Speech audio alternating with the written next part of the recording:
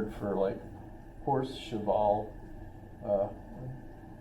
Water is l'eau, bread is pain. Those French have a word for everything. Okay, when Steve Martin does that joke, it gets a laugh, but obviously that didn't work for me. But the French have a word for everything. Could be funny, you know. Was it my delivery or just no? Think about this. We have a word. Can I use a bad word? Pajal. Okay. Shit can be used in many forms. Like Have you seen George Carlin? I don't know. Oh, is that the guy who like? Wow, that's some good shit. Yeah. Pass some of that shit over. Learning English, it's hard to learn What it means. what it means because what's a good term for when you say like shit, that's bad, but then Wicked. A homonym, something that can mean multiple things, but yeah, is the same shit word. means a lot of good things. The Shit means a language lot of things. has evolved, and Yes. as it But what evolves, is it? the I can't meanings think of the change. words it means right now. I just But everybody knows what pizza is. Everybody knows what pizza is. Pizza. Yeah. Pizza. Right? Pizza. But pizza, you know what it is. Are there pizzas in Anchorage? Yeah. Everyone agrees there are pizzas. Is there a largest pizza in Anchorage? Probably. Moose's tooth. Thank you. Yeah, they got some big pieces. Why only probably? Wait, in the Doesn't world? it have to Or be? in the, yeah, there has to be. Assuming there was only one pizza, that pizza would be the largest pizza. Assuming there were two, one of the two would be the largest. So that says, assuming there were infinity, one of those infinity pizzas would be the largest pizzas. Thank you, math major. There it is. That's exactly the argument, really. Because I would agree, there are pizzas. In fact, I have 2 DiGiorno's in my freezer. DiGiorno, not delivery. Yes, exactly. So there are pizzas, and you might point out that even if there is a largest, well, there has to be, not really just probably, there has to be, as she points out. If there is one pizza, there's a largest one, and a smallest, right? But largest pizza in the universe. Yes, there's the world record one that they're creating right now, or they. But how do you know that's like a largest? metaphor? What do you know about aliens? They didn't individually develop the concept of pizza and call it pizza, and Well, they you have a know larger what? one. It's the largest one on our Earth, and that's enough for me. That's enough. And it's just a theoretical question anyway. You know, is there a largest pizza? And by definition, or the way that our language works, it seems like there has to be a largest pizza in the universe. So, here we get to this interesting line here, that God is that than which nothing greater can be conceived. And it's important that you notice it's in the negative. That makes it very difficult, I suppose, to see what he's getting at. This is actually a formal approach via negativa, that he's not affirming God has eyebrows. We're getting a big argument over, does God even have eyes? You know, what kind of characteristics does God actually have? I would imagine she has beautiful eyes. Thank you. But you get the idea. We're going to have all kinds of arguments. No one's going to be able to resolve this. But if what we mean by the definition, G-O-D, or Bog, Podoriski, or Gott auf Deutsch, or Dieu in French, or whatever language, you know, seems like we have a language, every language has a word for it, like the French, right? If that's the case, And by definition, God is that than which nothing greater can be conceived. So I can conceive of the universe, and it's huge, way huger, even though that's not grammatically correct, than it could possibly have been conceived by Anselm. But the way I conceive of the universe, it is incredible, right? It's 12 billion years, probably shaped like this, so that if we go fast enough, we could see ourselves from behind, or something, depending. That's amazing, right? But by definition, God has to be greater. Because God is that than which nothing greater can be conceived. So if I conceive of the universe as great, but God is by definition greater than anything else, God must be greater than the universe. Therefore, says Anselm, God must exist. I can't even conceive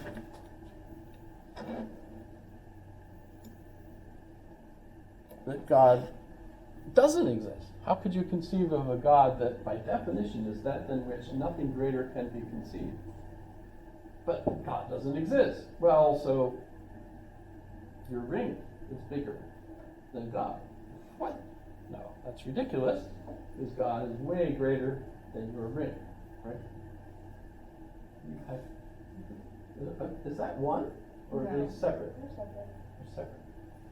There is a nose piercing where you can just get one, and it goes through both nostrils and the septum.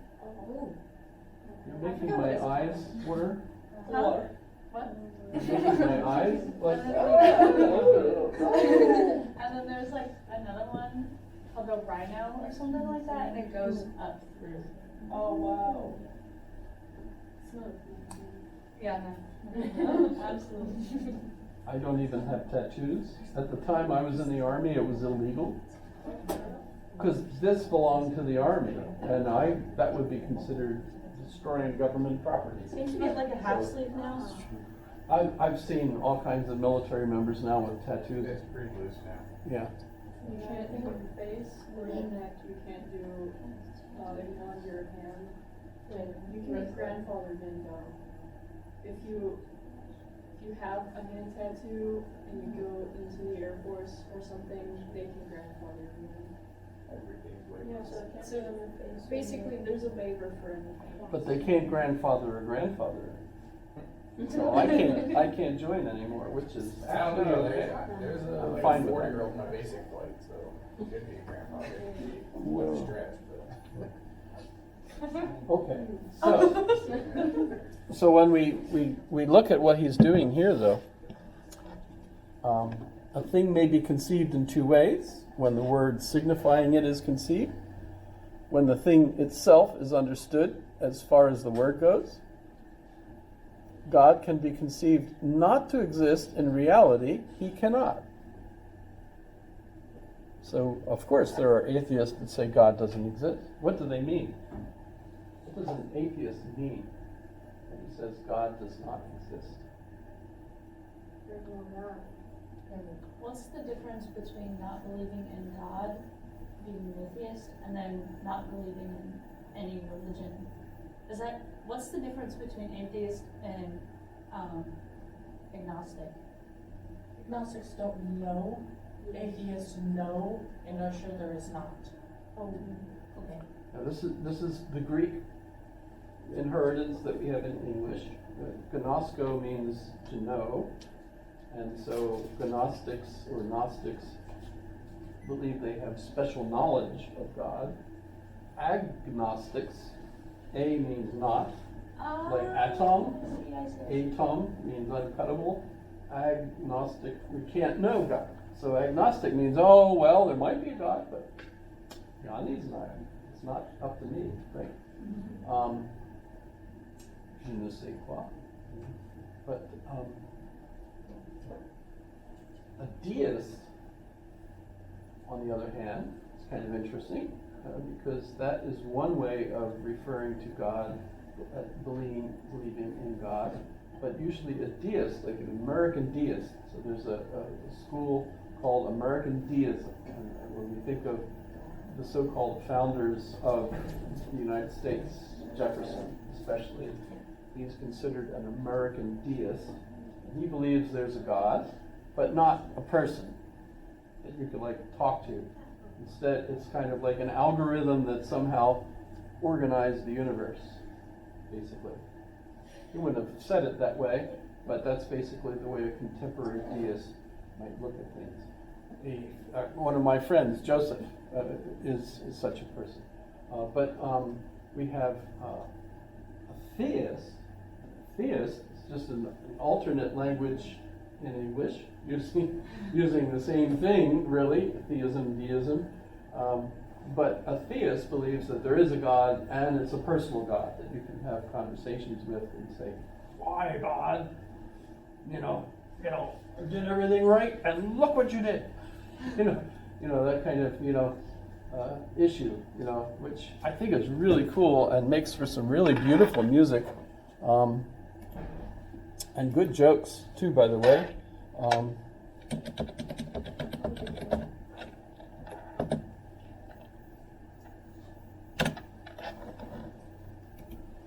don't know if you're.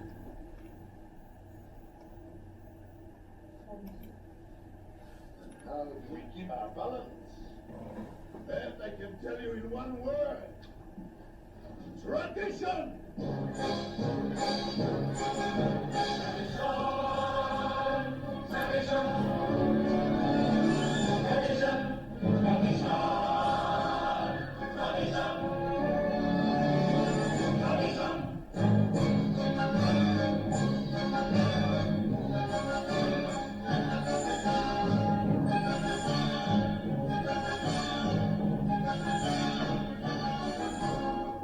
Because of our tradition, we've kept our bonds for many, many years.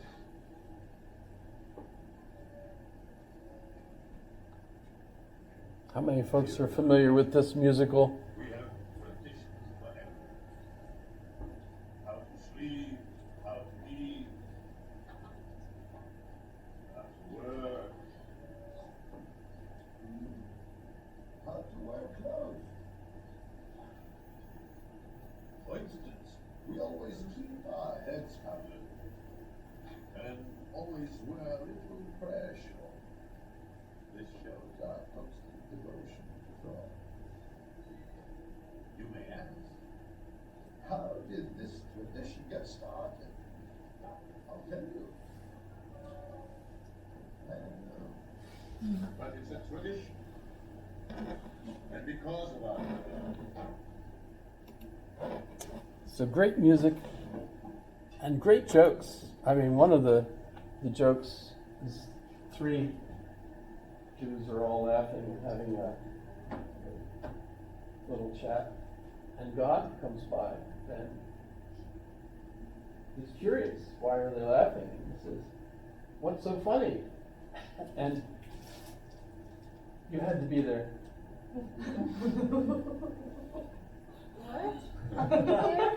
You had to be there. And that's actually really kind of a sad sort of joke, because what happened during the Holocaust? God wasn't there. You had to be there, and God wasn't, obviously. And so, I shouldn't laugh, but it's kind of funny. yeah, well, it's like a needle kind of joke, it's not. Well, so we end up with this becoming kind of I mean, you could read the rest. God can be conceived not to exist, in reality he cannot. But how has the fool said in his heart what he could not conceive? Or how is it that he could not conceive what he said in his heart, since it is the same to say in the heart and to conceive? So I'm with the agnostic on this. The atheist, on the other hand, seems to know for sure that something doesn't exist, and that's always a difficult dilemma to point that out. To be clear, is this all under the assumption that God is defined by something that is greater than anything you can conceive. So if Or- that assumption is or proved false, then that all of this is proved God false. is that than which nothing greater can be conceived. Yeah. This clearly is a linguistic issue. For example, is there a greenest thing? What? Yes. Yes, when you have to take ketamine for a infusion and you see bright green that you've never seen in your life and it comes out your eyes like but you see it in a this actually happened in a what's it called, it was a gorilla but it was bright green and it made me start crying because I've never seen that green before. Yeah. When I finish playing golf with my Oculus, Yeah. and I take it off and I go do something